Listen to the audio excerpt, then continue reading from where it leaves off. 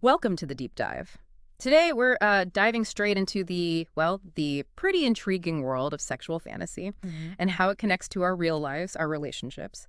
Our guide for this is the ultimate guide, Sexual Fantasy: How to Have Incredible Sex with Role-Play Sex Games, Erotic Massage BDSM by Violet Blue. Yeah, and this is a really thorough guide. Violet Blue has this extensive background in sex education, especially in San Francisco. Right, the foreword mentions that, doesn't it? Someone she worked with at Good Vibrations? Exactly, a sexologist colleague. Places like Good Vibrations and San Francisco Sex Information, they're known for being pretty forward-thinking about this stuff. So the book covers a lot. Oh, definitely. Everything from, dominance and submission, erotic massage, sex games, but also really practical things like safer sex, which is crucial, and resources, too, if you want to learn more. Okay, so for you, the learner, our mission today is basically to pull out the key insights from this guide. We want to give you some maybe surprising facts, some practical ideas about understanding your own fantasies. And maybe your partners, too. Exactly. And hopefully do it in a way that doesn't feel, overwhelming. There's a lot here. It really is. Okay, so let's unpack this. Where do we start? Maybe with the nature of fantasy itself.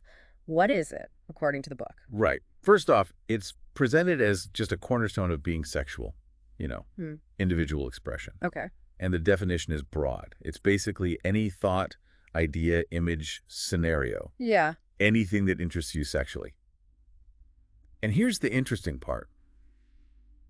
It doesn't even have to be arousing right away. Oh, that's a key point. I Yeah. think people often assume fantasy equals immediate turn on. Exactly. It's a much wider net. It could be just a fleeting image or like a whole detailed story you play out in your head, thinking about romance, dreaming of someone attractive, even thinking about taboo stuff while masturbating or picturing future encounters. It's like your own private movie theater. That's a good analogy. And the book suggests even if you think you don't fantasize.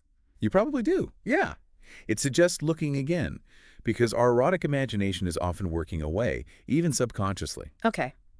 So we all probably fantasize in some way. Why should we pay attention to it? What are the upsides? Well, there are a few big ones. First, it helps with sexual self-reliance. The book talks about masturbation, using fantasies, work for you. It's empowering. Right, building that connection between mind and body. Exactly, a direct link. And second, it's great for breaking out of ruts. If things feel a bit stale, exploring new fantasies can really shake things up. How do you find new ones? The book suggests things like reading erotica, watching porn, even checking out online chat rooms, maybe just as a voyeur to get ideas, see what sparks something. Using external stuff for internal inspiration. You got it. The author calls fantasies private, personal sex toys. That brain-body connection again. Okay, got it. So it's normal. It's useful. Let's get into some specifics. What are some common themes people fantasize about? Oh, the list is long and diverse. One big category is casual or anonymous partners. Like the stranger across the bar? Yeah, or the delivery person. Yeah. Fantasizing about being a porn star. Mm. It taps into that idea of sex without strings, maybe. Yeah. Purely physical. Makes sense. What else? Fetishes. Yeah. This covers a huge range. Common ones like feet or uniforms, but also more, let's say, unusual ones the book mentions, like balloons being popped, pastries, pony play. Wow, balloons. Okay, that definitely shows the range. It really does. Yeah. Then there's the theme of firsts. Fantasizing about first-time experiences, maybe with specific types of people mentioned, like a babysitter or an older teacher figure. That novelty appeal. The unknown. Exactly. Gender play is another area, dressing in drag, a woman acting as a man during sex, or vice versa. Exploring that fluidity. Right. And what about power dynamics? Huge theme. Both being in control, exerting power, maybe SM topping, making the rules, and the opposite, losing control. Like being helpless? Yeah, SM bottoming, being told what to do erotically. That push and pull is really common. Seems like it. Multiple partners, too. Threesomes, orgies, that kind of thing. Very popular fantasy. And then you get into taboo territory. Fantasies involving clergy, sometimes family members. The book notes these exist, not endorses them. Obviously, big age gaps. Right. Important distinction. And finally, voyeurism, watching others secretly. It's a massive spectrum. It really is. Now, some of those, especially the taboo ones, might make people feel, well, troubled or guilty. How does the book handle that? This is super important. It really stresses fantasy is not reality. Okay. Fantasizing about something shocking, say forced sex, doesn't mean you want it to happen or that you're a bad person. Fantasy is like a safe zone, a mental sandbox, to explore things you never actually do. The what if without consequences. Exactly. And it addresses guilt too. Guilt about the content, like degrading yourself or feeling like you're betraying a partner in your mind. Or even guilt about when or where you fantasize, like at work or during sex with your partner. That illusion of betrayal idea. Yeah, it tackles that. Remind you, your partner is there physically, even if your mind wanders. The key is understanding fantasy's role before judging yourself harshly. That's really helpful normalizing those feelings. Okay, so moving from mind to maybe reality. How does the book suggest bridging that gap? Should we? It does explore making fantasies real, but carefully, with suggestions. The first step, if you're comfortable, is sharing them with a trusted partner. Which takes vulnerability. Absolutely. Easier said than done sometimes. But role-playing is presented as a really good way to try things out safely. How so? You can start simple, Hmm. maybe just combine a sex act, an outfit, a place, then maybe build up to more elaborate stuff with costumes, props, a whole storyline. It's gradual. Okay, starting small. And what about figuring out your partner's fantasies? Well, the direct route is just asking. Mm. But yeah, that can be tough. Mm-hmm. So other ideas include making lists to swap or just paying attention how they react to movie scenes. What kind of erotica do they seem to like? Those little cues. Reading the signs. Exactly. Mm. And if you find a theme, plan a scene together. Whose fantasy is it? How real do you want it? Even just watching or reading stuff together that fits the fantasy can be a way in, a vicarious thrill. Dip a toe in. Mm. Okay, so say you do decide to talk about it. That can be a delicate conversation. Any tips from the book? It acknowledges it's delicate. It talks about the potential for finding shared fantasies, that amazing click. But yeah, you have to actually say what you want. And the reaction might not always be positive. Right. Could be curiosity, could be nerves, reluctance, even a flat no. It's normal to feel vulnerable putting it out there, especially if it's a fantasy from before the relationship. Takes courage. So how to encourage openness? Strategies include asking them to hold judgment while you explain why it could be fun, how much their involvement means. Reassure them you find them super sexy, that you feel safe with That them. them feels central to it. Yeah, emphasize the potential for closeness. Thinking through how to make them feel safe, maybe even rehearsing what you'll say, that's key. Creating that safety bubble. But what if they're still reluctant, even after all that? Then it's about understanding why. Is it fear? Uncertainty? Moral stuff. Have a real conversation about those fears. And again, role-playing comes up as maybe a less pressured way to explore a safer first step. Like a trial run.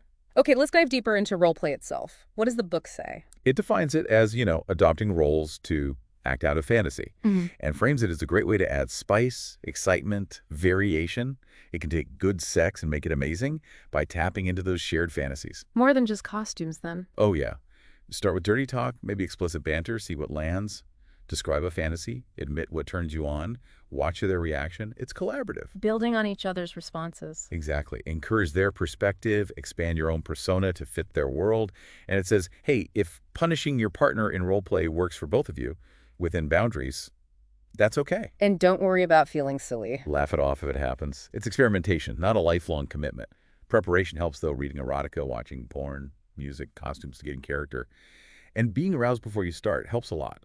Setting the mood, getting in the zone. Does it talk about planning the scenes? Yes, details matter. Planning, props, surprises. That stripper fantasy gets hotter with a specific outfit, maybe a red vinyl bustier, setting up the room like a stage. Little touches? Right. Police uniform, add mirrored sunglasses. Arrest them on the car hood, even if it's in the garage. Privacy is crucial. Avoid interruptions. But it also warns about surprise scenes involving things like force or public settings. Those need clear negotiation first. Consent is always key. Even pretend. What about role play in public? Yeah, that's mentioned as a secret thrill. Like pretending to be strangers, meeting in a bar, playing out the seduction, then going somewhere private. Adds that edge of maybe being seen. Definitely adds risk. Okay, the book has tons of classic role examples. Give us a few highlights, intriguing details. Sure. The boss role isn't just suits.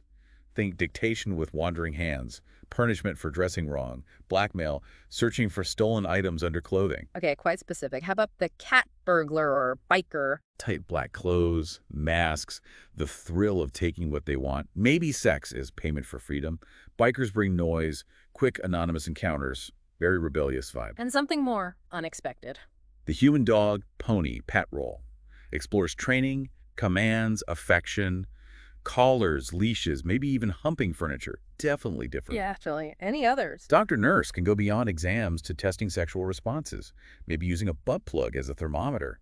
Temp involves that over-the-top style coercion, maybe interacting with an innocent type or a cop figure. The variety is huge. School figures, repairmen. Exactly. Repairmen might demand sexual favors as payment or get caught masturbating. Rockstar has the backstage pass allure. Secretary might be desperate for the job or enjoy the view under the desk.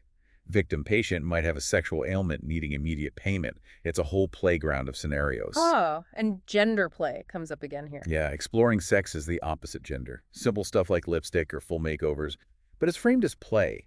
A game not necessarily about changing orientation or identity long term. Just exploring within the role play. Okay, now the big one. Threesomes, foursomes, moresomes. What's the book's take? It confirms, yeah, super popular as a fantasy, but reality is often unplanned encounters, which can be amazing or disappointing, or even mess with the relationship. So planning helps. Definitely. If you want it to be safe and fun, it's not usually just spontaneous perfection. What are the big hurdles? Jealousy. That's the main one. Beyond safer sex, obviously. It can pop up even in solid relationships. How you manage that? Boundaries are key. Maybe a safe word system, green, yellow, red light signals. Prioritize the upset partner's feelings immediately. Focus on the turn-ons within the group, not just the don'ts. Communication is everything. Absolutely, and practical stuff. Always have safer sex supplies. Lube, water-based, plain condoms, latex and non-latex, gloves, dental dams, finger cots. Essential. Got it. Does it mention specific scenarios or finding partners? Briefly, yeah. Things like using a strap-on while someone else does oral, or a daisy chain.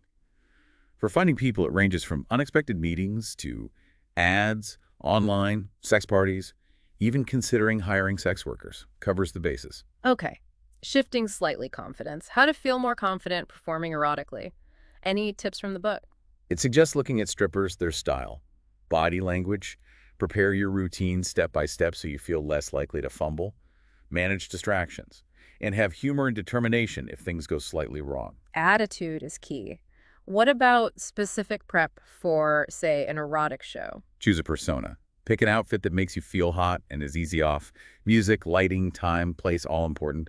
Practice moves, maybe watch videos for ideas, plan for privacy, childcare, roommates out, and maybe give your partner a heads up you're planning a special night. Set the stage. Any specific strip routine moves mentioned? Yeah, examples like entering from the side, hip rotations, figure eights, massaging breasts or pecs, sliding hands down the body. More intimate stuff too, like rubbing breasts in their face, straddling legs, grinding on their thigh. And lap dancing. Specifics there too. Rubbing your body over theirs, teasing by pulling away, grinding on their crotch, especially near an erection. Very detailed. Okay, what about erotic massage techniques? Vulva and penis. For the vulva, cupping, kneading, circles, pressure, sliding lube down with alternating hands, gentle balling on outer lips. For the penis, lube everything, slight hands from base to tip, circle the base, gentle pulling. Notes the tip is often most sensitive. And knowing when orgasm is close. Signs can vary. Faster breathing, sweat, flushed skin, wrecked nipples, harder cock, retracted testicles in men, clitoral fullness in women. Wetness isn't always reliable, though. Keep doing what works, discuss ejaculation beforehand, be mindful of sensitivity after. Communication again. Okay, the book mentions using sex workers for couples. What's the angle there? It presents it as an easy way to add a third with no strings, a way to test the waters before involving acquaintances, highlights anonymity, convenience, being able to request specific acts. A controlled exploration. Kind of. It discusses strip clubs, peep shows, phone sex, hiring prostitutes, offering practical tips, and stressing safer sex, always. Okay, and public sex. What's the appeal? Urgency, secrecy, maybe the thrill of being seen or caught, that horny teenager's feeling. What works best in public? Oral, mutual masturbation, maybe vaginal sex if you can be discreet. Big emphasis on not being seen by non-consenting people. Scout locations have cover stories.